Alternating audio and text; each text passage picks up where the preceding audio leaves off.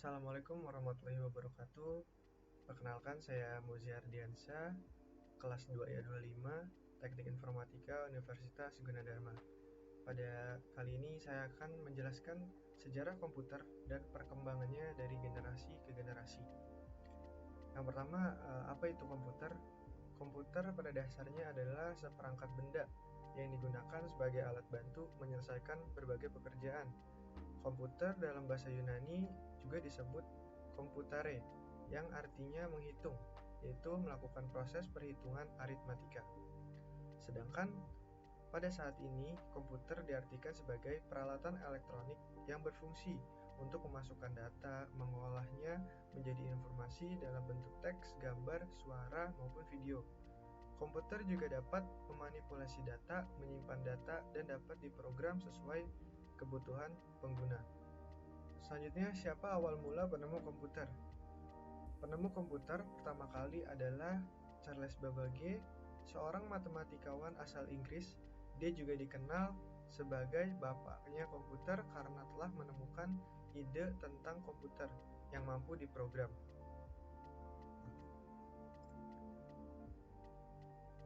Selanjutnya itu sejarah perkembangan komputer dari generasi ke generasi.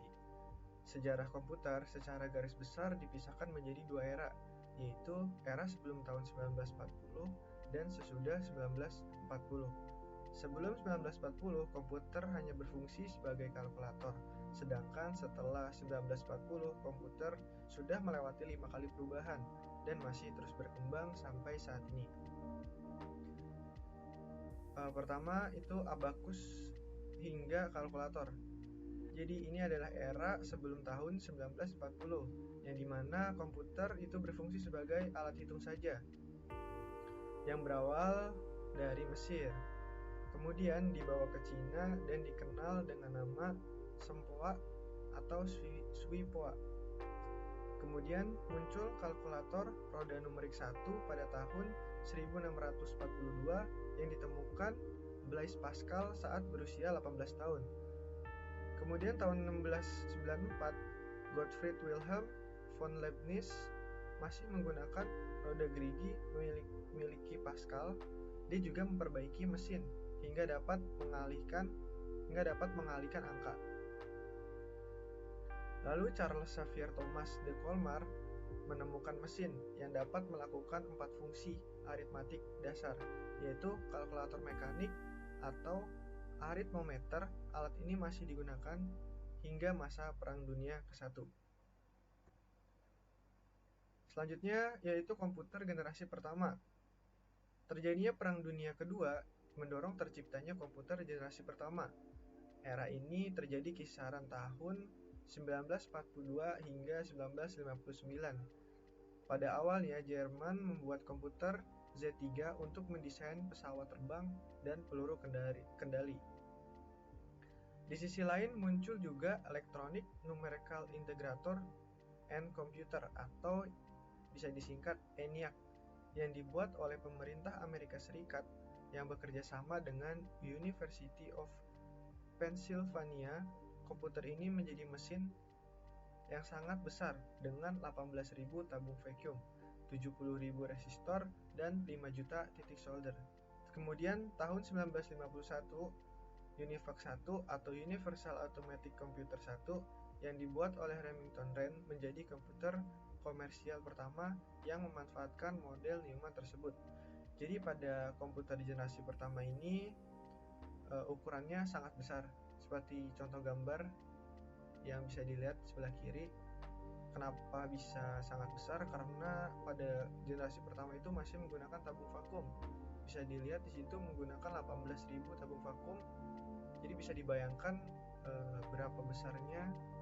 seberapa besar komputer pada generasi pertama ini. Lalu adapun ciri-ciri pada komputer generasi pertama, yaitu sirkuitnya masih menggunakan tabung vakum atau tabung hampa. Lalu programnya itu hanya dapat dibuat menggunakan bahasa mesin.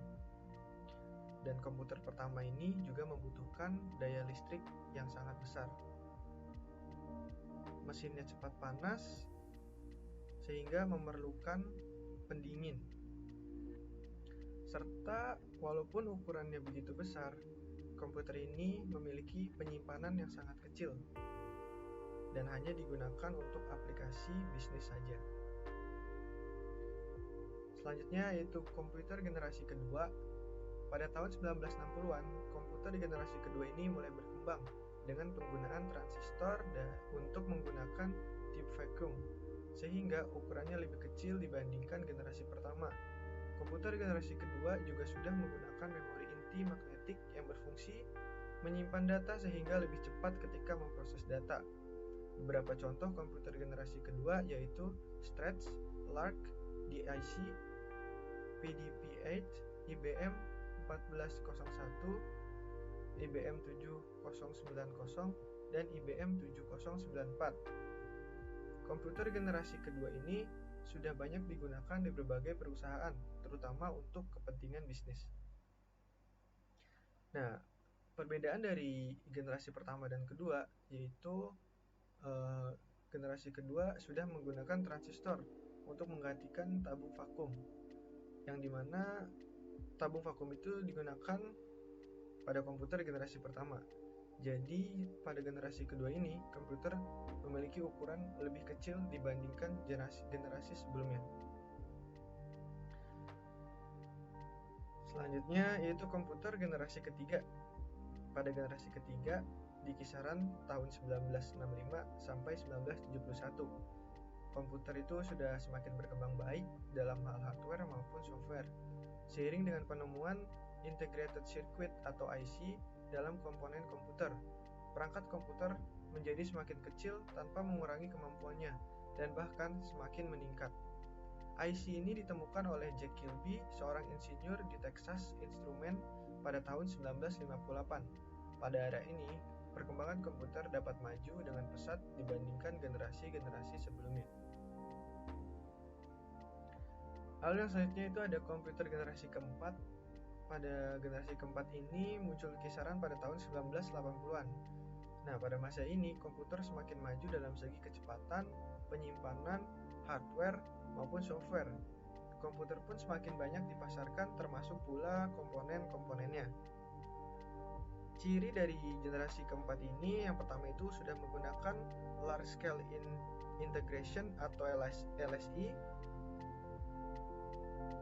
Lalu pengembangan mikrokomputer dengan menggunakan mikroprosesor dan semikonduktor yang berbentuk chip untuk memori komputer. Selanjutnya yaitu komputer generasi kelima. Komputer generasi kelima mengalami sejumlah perkembangan pesat hingga sekarang ini. Dari segi bentuk sudah semakin kecil dan praktis. Dari segi software, komputer sekarang sudah dapat digunakan sesuai keinginan manusia. Bentuknya pun sudah bermacam-macam, hingga sangat kecil seperti smartphone, dan jam tangan. Pengembangan pun terus dilakukan dan entah seperti apa nanti komputer generasi kelima.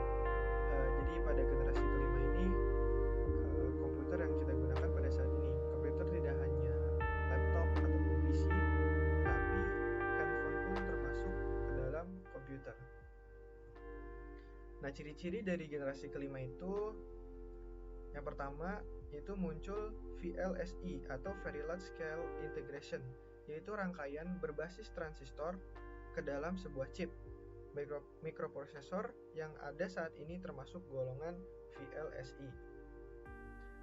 Lalu komputer generasi kelima ini dapat menerjemahkan bahasa mesin, menerjemahkan bahasa manusia.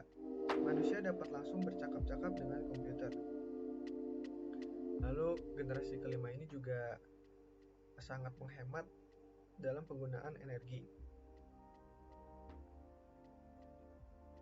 Cukup sekian dari saya, kurang lebihnya mohon maaf. Wassalamualaikum warahmatullahi wabarakatuh.